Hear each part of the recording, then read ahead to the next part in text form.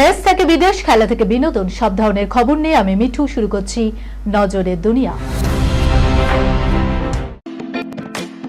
Lake view হাসপাতাল, সময় অসময় সব সময় আমাদের পরিষেবা modular OT, paediatric surgery, plastic surgery, general surgery, neuro surgery, urology, gastroenterology, gynaecology, orthopaedic, ENT, chest সমস্ত অভিজ্ঞ চিকিৎসকদের দ্বারা চিকিৎসা করা হয়।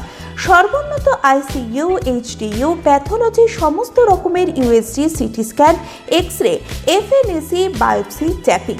শুধুমাত্র আমরাই পারি স্বল্প মূল্যে অত্যাধুনিক প্রযুক্তির চিকিৎসা, কলকাতা ও হায়দ্রাবাদের বিশেষজ্ঞ চিকিৎসকদের সুপরামর্শ, নিজস্ব ফার্মাসিতে 20% ছাড়ে ওষুধ, প্রতি রবিবার প্রসূতি মায়েদের বিনামূল্যে ইউএসজি পরিষেবা।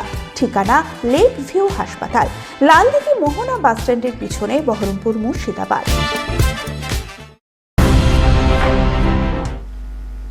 প্রথম 100 ঘন্টায় খরচ 31,000 কোটি।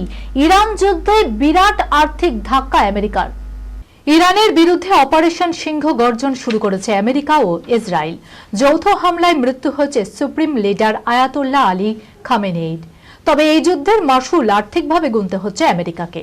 রিপোর্ট বলছে ইরানে হামলার পর প্রথম 100 ঘন্টায় আমেরিকার খরচ হয়েছে $3.7 বিলিয়ন, ভারতীয় মুদ্রায় যা প্রায় 31,000 কোটি।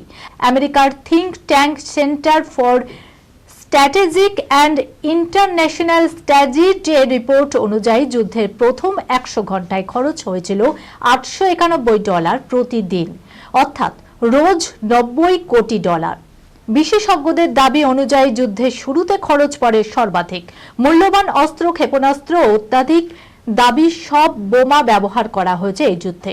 থিঙ্ক ট্যাঙ্কের দাবি অনুযায়ী এই যুদ্ধে প্যাট্রিয়টের মতো বিমান প্রতিরক্ষা ইন্টারসেপ্টর সিস্টেমে $1.7 বিলিয়ন ব্যয় হয়েছে। এছাড়া $125 মিলিয়ন ব্যয় হয়েছে যুদ্ধ বিমান ও আকাশপথে হামলা পরিচালনায়। সিএসআইএস এর মতে মোট ব্যয়ের মধ্যে মার্কিন প্রতিরক্ষা বাজেটে প্রায় $200 মিলিয়ন অন্তর্ভুক্ত ছিল, যেখানে $3.5 মিলিয়ন অতিরিক্ত খরচ হয়েছে, যার জন্য আলাদা ফান্ডের প্রয়োজন হতে পারে। অর্থাৎ যুদ্ধ জারি রাখতে মার্কিন প্রতিরক্ষা মন্ত্রককে অতিরিক্ত বাজেটের দাবি জানাতে হবে। মার্কিন হামলার মধ্যেই ইরানি যুদ্ধ জাহাজকে আশ্রয় ভারতের। ক্ষুব্ধ হবেন ট্রাম্প, নেতানিয়াহু। ভারতের আমন্ত্রণ রক্ষা করে ফেরার পথে ধ্বংস হয়ে গিয়েছে ইরানের যুদ্ধ জাহাজ। মধ্যপ্রাচ্যে যুদ্ধের আবহে এই ঘটনায় শুরু হয়েছে কূটনৈতিক টানাপোড়েন। এহেন পরিস্থিতিতেই জানা গিয়েছে মার্কিন হামলার আগে থেকেই ভারতে রয়েছে ইরানের আরেকটি যুদ্ধ জাহাজ। কোচি বন্দরে আপাতত জাহাজটি নোঙর করা হয়েছে।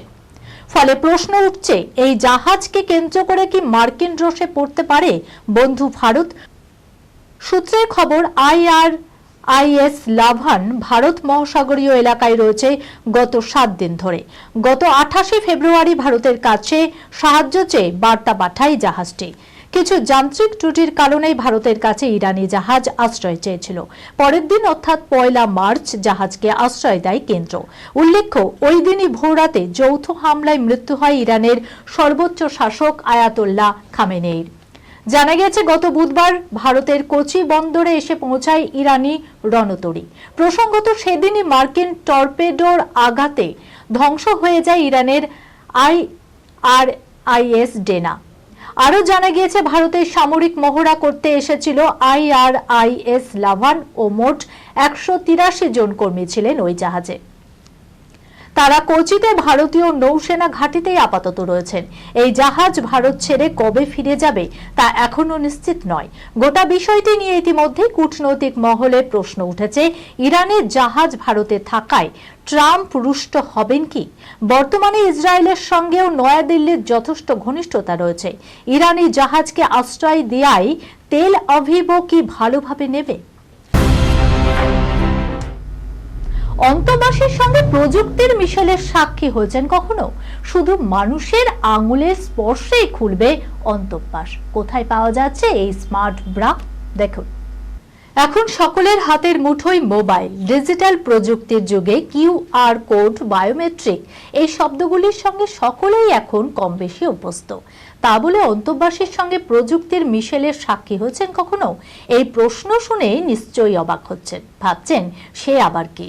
এমনই অবাক করা কাণ্ড যে পৃথিবীতে ঘটে, তেমনই এক আবিষ্কার হলো স্মার্ট ব্রা, যা শুধু অন্তর্বাস বললে ভুল হবে। অন্তর্বাস সামনের দিক থেকে দেখতে একই রকম, যেমন পিঠে হুক থাকে তেমনই রয়েছে, তবে হালফিলের অন্তর্বাসের থেকে তার কার্যকারিতা অনেকটাই অন্যরকম।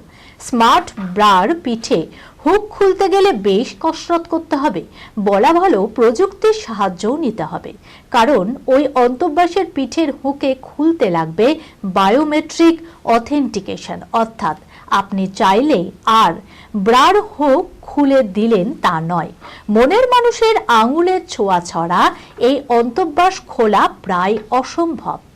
জাপানের এক পড়ুয়া নাকি এমনই স্মার্ট ব্রা তৈরি করেছেন। 2024 সালের 19শে জুলাই এক্স হ্যান্ডেলে সেই সংক্রান্ত একটি নমুনা পেশ করেন, যা নিমিষেই ভাইরাল হয়ে যায়। সকলেই প্রায় তাজ্জব, কিন্তু আচমকা কেন প্রযুক্তির মিশেলে এমন অন্তর্বাস তৈরি করলেন ওই পড়ুয়া? তার দাবি, যতদিন যাচ্ছে কমছে সম্পর্কের আয়ু, সঙ্গীর বিশ্বাস ভঙ্গ করা যেন নিউ নরমাল। তাই আজকের যুগে প্রতারণা রুখতে এমন ব্রায়ের আবিষ্কার। এই অন্তর্বাস নিয়ে নেট দুনিয়ায় আলোচনাও হচ্ছে বিস্তর। কেউ কেউ এমন অন্তর্বাস স্ত্রী কিংবা প্রেমিকাকে উপহার দেবেন বলেও ভাবছেন, আবার কারো কারো মতে এমন অন্তর্বাস দিয়ে কি আর হবে, আর প্রতারণা রোখা যায় কি তাতে? ঘরে বউ রেখে তৃষার সঙ্গে বিদেশ ভ্রমণ, এবার বিয়ে বাড়িতেও খুল্লা প্রেম বিজয়ের। দক্ষিণী তারকার সময়টা যেন অভিশপ্ত হয়ে উঠেছে। একদিকে কারুর পদপিষ্ট কাণ্ড, আরেকদিকে আইনি জটিলতায় পড়ে তার শেষ সিনেমা জন নয়াগন এখনো মুক্তির আলো দেখতে পারেনি। অন্যদিকে এমন আবহে থলপতি বিজয়ের বিরুদ্ধে পরকীয়ার অভিযোগ এনে মামলা দায়ের করেছেন স্ত্রী সঙ্গীতা।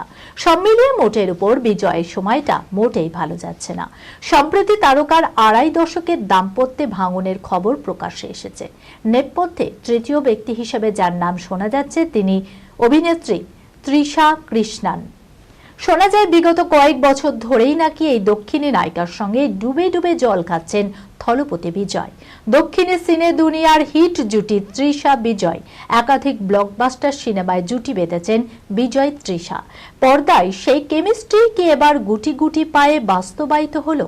থলপতি বিজয়ের বিবাহ বহির্ভূত সম্পর্ক নিয়ে এখন তোলপাড় সিনে দুনিয়া।